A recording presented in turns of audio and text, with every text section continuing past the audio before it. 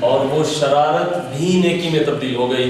کیسے؟ سنیے، ایک بات عام بیان کی جاتی ہے، لفظ عام بولا جاتا ہے، مجاز دونوں طرح سے عرف میں اس کا اعراب بولا جاتا ہے کہ یہ حقیقت کا پل ہے، کنطرۃ الحقیقت۔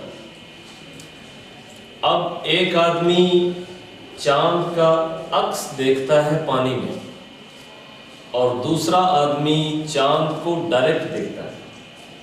اگر مقصود دونوں کا چاند ہی کو دیکھنا ہے تو کوئی بات نہیں، لیکن اگر کسی کا مقصود عکس کو دیکھنا ہے تو وہ اصل سے رہ جائے گا، کیونکہ یہ سیڑھی اوپر سے نیچے ہے، نیچے سے اوپر نہیں ہے۔ لیکن اللہ تعالیٰ نے اس صورت میں یہ بیان فرما دیا کہ یہ سیڑھی زلیخا اگرچہ نیچے سے اوپر کی طرف چڑھی ہے، لیکن چونکہ نبی کے ذریعے سے چڑھی ہے، اس لیے یہ سیڑھی ہم نے اسی طرح ہی بنا لی ہے جیسے اوپر سے نیچے۔ اور وہ ہو جو اس خدا کی بندی کو نبی سے ہوئی، اس میں وہ مجبور تھی اور معذور تھی۔ کیوں؟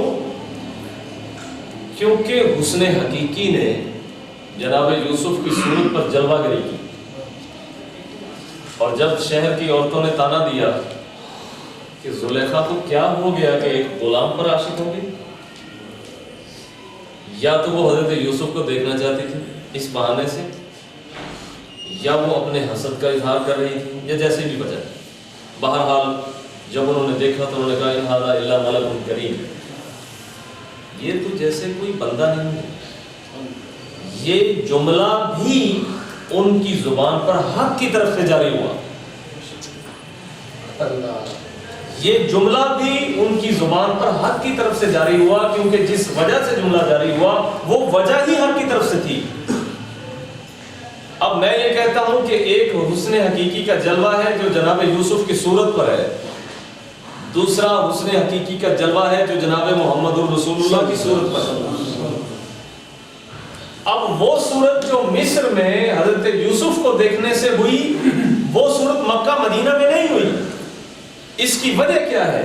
اس کی وجہ یہ ہے کہ حسن کا جلوہ جمال کی صورت میں تھا، تو اس نے دوسروں کو مجذوب کر دیا اور مغلوب ہو گئے۔ لیکن وہی حسن کا جلوہ جب جلال و جمال کی آمیزش سے ہوا تو جیسے ان کی عقل قائم رہی ما زاغ البصر وما طغى، ایسے ہی ان کو دیکھنے والوں کی عقل بھی قائم رہی۔ اور وہ صورت جو مصر میں پیدا ہوئی تھی وہ مکہ میں پیدا نہیں ہوئی، مدینہ میں پیدا نہیں ہوئی، بلکہ ایک اور صورت پیدا ہو گئی۔ اب اللہ تعالیٰ کا نور جب اترا کوہ طور پہ تو اس سے موسیٰ علیہ السلام کی امتی بے ہوش ہو گئے، وہ فوت ہو گئے، اور خود جناب موسیٰ آپ بے ہوش ہو گئے۔ اب وہ نور ہے، وہ نور ہے جس کی تجلی سے کوئی بے ہوش ہوا تو کوئی فوت ہو گیا، اور محمد الرسول اللہ صلی اللہ علیہ وسلم کا وجود نور علی نور ہے۔ آپ کو وجود ہی نور علی نور ہے، لیکن لوگ ٹک ٹکی باندھ کے دیکھ رہے ہیں۔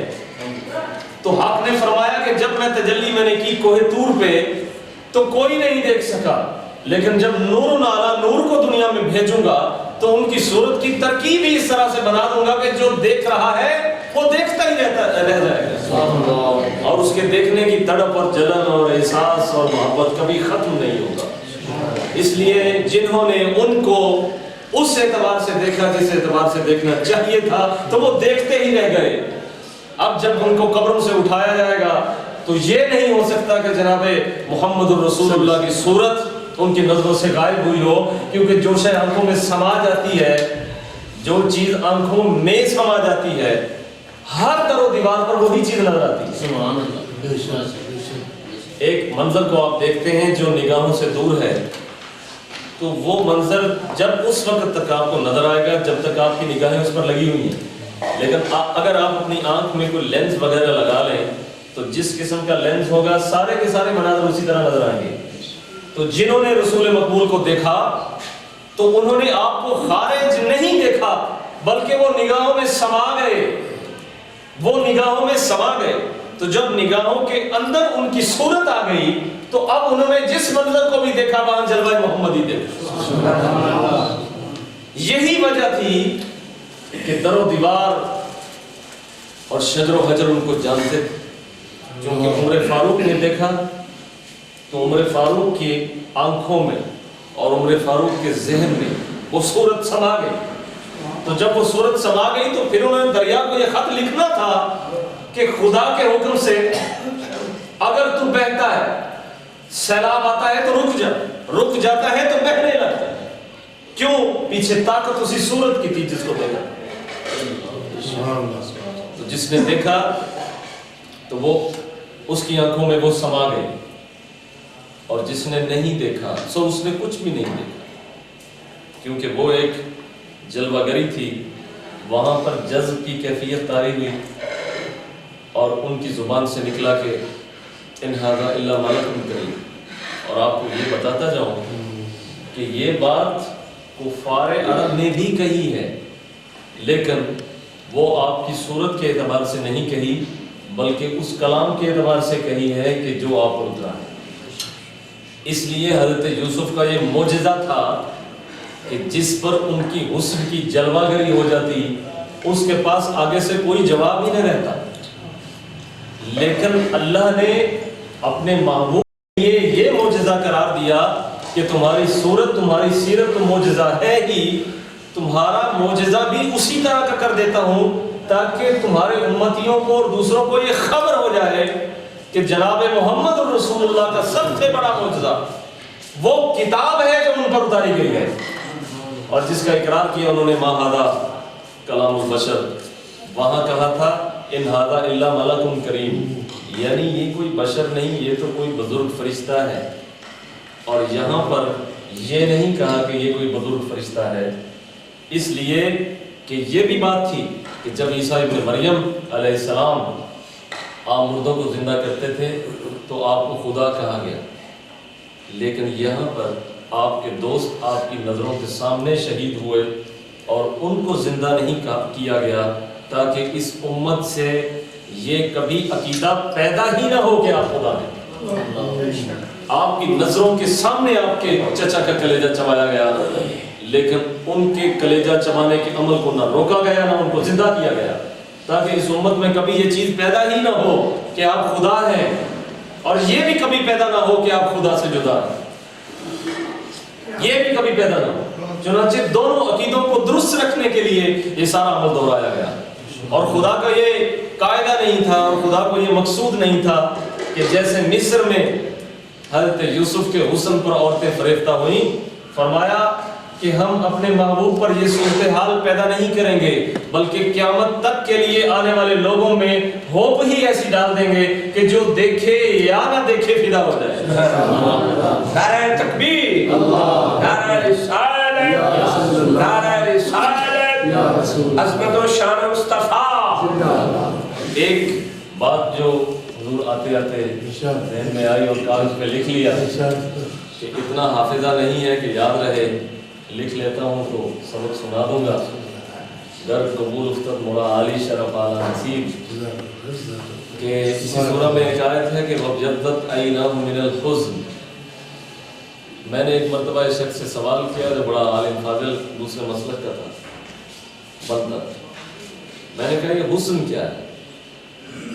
اگر تم یہ کہو کہ یہ حسن بیٹے کی جدائی میں تھا تو اس کا مطلب یہ ہوا کہ نبی ایک مخلوق اور بیٹے کی جدائی میں اتنا رویا کہ نابینا ہو گیا،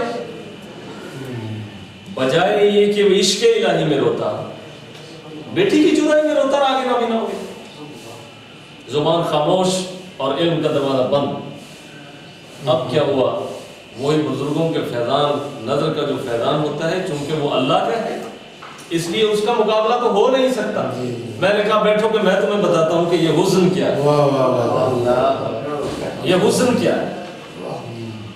یہ بات تو درست ہے کہ جس کو یہ حسن لگا ہے اسی کو پتا ہے کہ یہ حسن کیا ہے.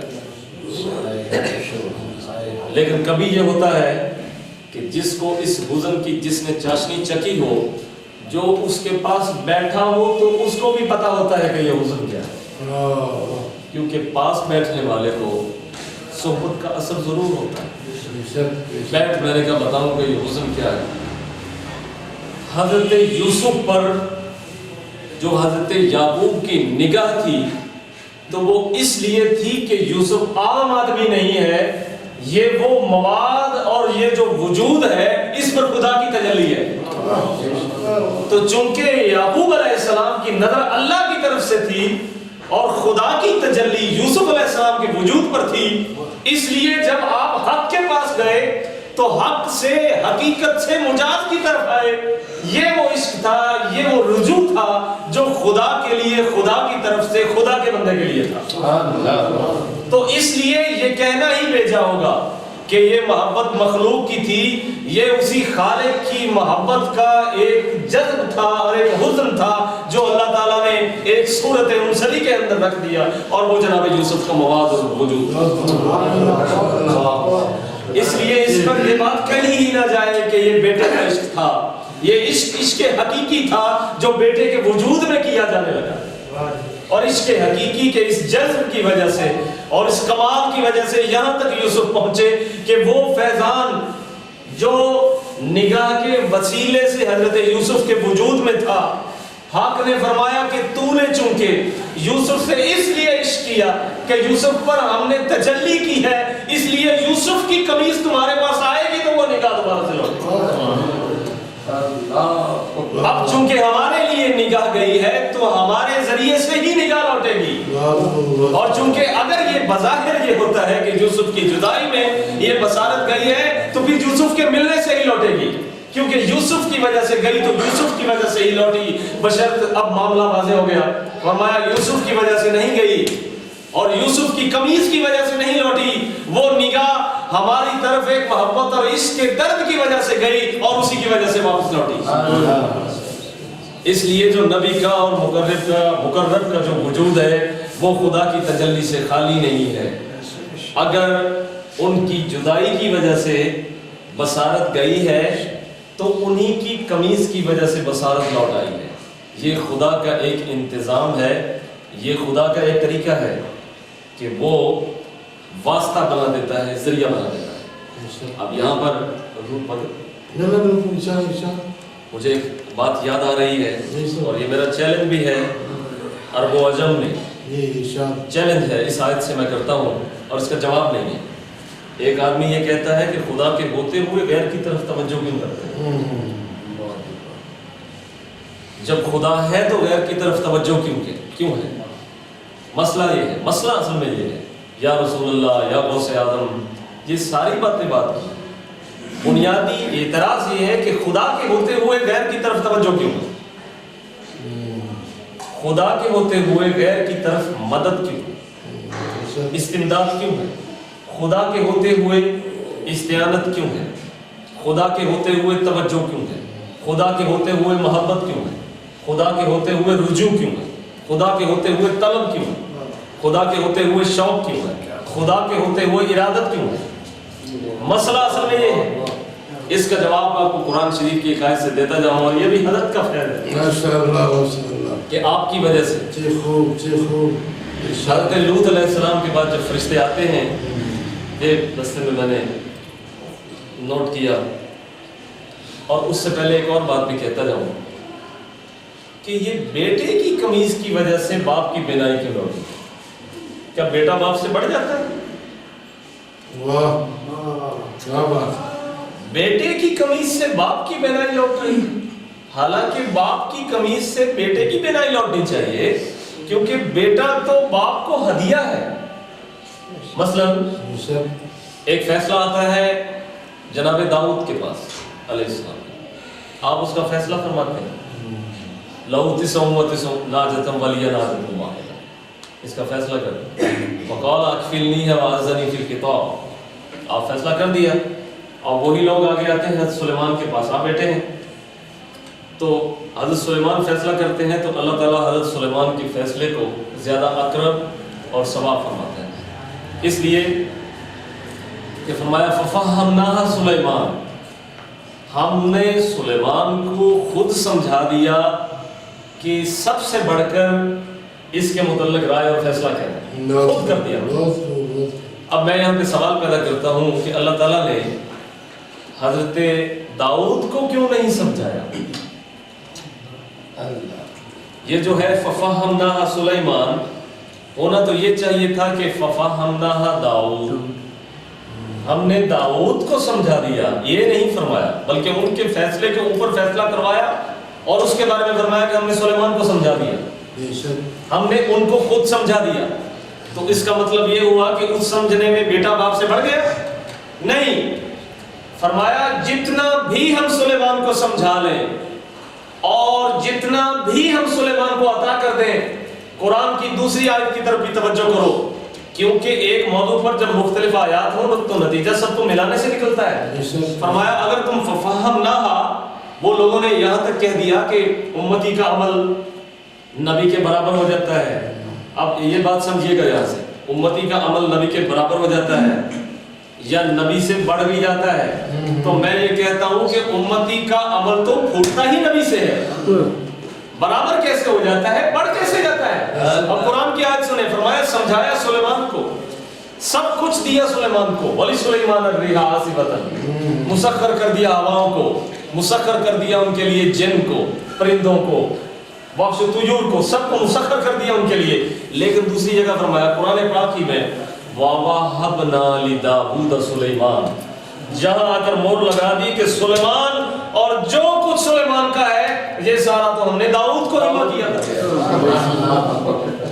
तो वो सारी अज़मतें और बुजुर्गियां और सारा कुछ अगरचे उस नबी को अता हुआ, लेकिन फरमाया जो उसका बाप है, हमने तो सुलेमान बाप को हिबा किया था। तो जब उसका वजूद हिबा किया था तो उसको जो फजीलत और बुजुर्गी दी थी वो तो बदरजा आतम हमने दाऊद को दे दी। ये अलग बात है कि कभी फैसला हम उससे करवा लेते हैं और कभी इससे करवा लेते हैं। इसी यही वजह है कि जब ये ग़ज़वा खंदक हुआ तो वो फरमाया गया ना, वशाविरुम फिल अम्र, इनसे मशवरा कीजिए कि ये क्या कहते हैं। तो अगरचे हमने इल्म और हिकमत आपको अता किया है और आपकी वजह से हम इन पर करते हैं, आपकी निगाहों से हम देखते हैं और हम इन्हें समझाते हैं, लेकिन जब हम इनको समझाते हैं तो आप इनसे मशवरा करें। वो गोया कि आप मशवरा इनसे नहीं हमारे साथ ही कर रहे हैं। तो एक सहाबी ने कहा खंदक खोद दीजिए, तो सरकार ने फरमाया हाँ बिल्कुल ठीक है, क्योंकि अल्लाह ताला ने फरमाया कि ये सहाबी का मशवरा जरूर है, ये उनकी राय जरूर है, लेकिन ये तुम्हारी ही निगाहों से जारी हुई है, इसलिए उनकी राय अगर सवाब है भी तो वो तुम्हारी वजह से है। इसलिए फफ़हमना सुलेमान से कोई आदमी ये ना समझ ले कि दाऊद अलैहिस्सलाम का मर्तबा घट गया, क्योंकि खुद जनाब सुलेमान के बारे में खुदा ने फरमाया कि ववहबना लिदाऊद सुलेमान, हमने सुलेमान दाऊद को हिबा किया। और आपको पता है कि हिबा पर उजरत नहीं ली जाती, हिबा जो चीज़ की जाती है उस पर उजरत नहीं लेती। दूसरी बात जो कुरान में बयान करने लगा